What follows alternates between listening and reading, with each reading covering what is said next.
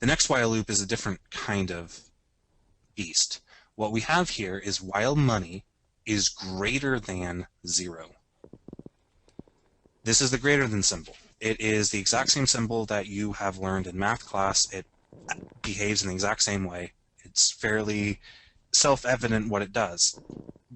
But to make it absolutely explicit, what we're saying here is we will continue this loop while the value inside of money is greater than the value of 0. When we enter the loop, we do a couple things.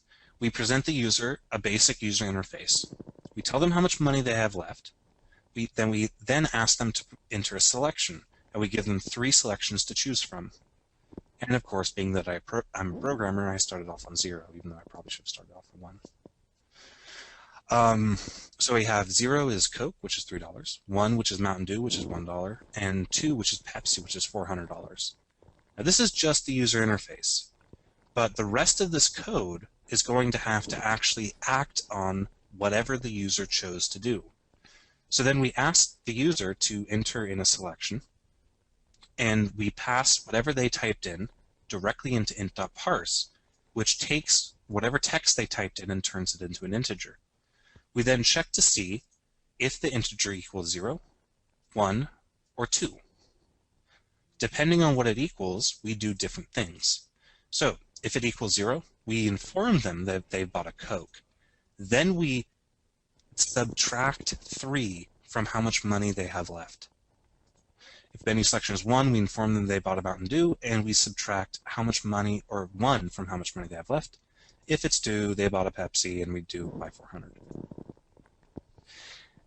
After these 3 if statements have ran, or decided whether or not to have ran, the loop ends.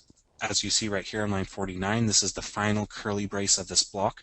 We know it's the final curly brace of this block because if I click right here, notice how it gets highlighted. This up here gets highlighted too. So this is the same block.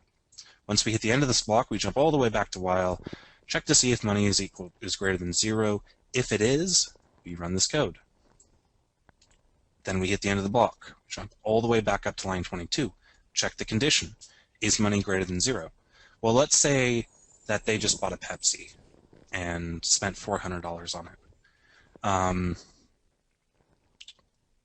They might not have any more money, so let's just say that this expression is now false, which means that because this expression is false, the while statement will no longer execute. So although execution is technically on line 22, if the while loop decides not to run anymore, it will skip over every single line of code that appears inside of the block, all the way to the end, to line 51, saying that you ran out of money.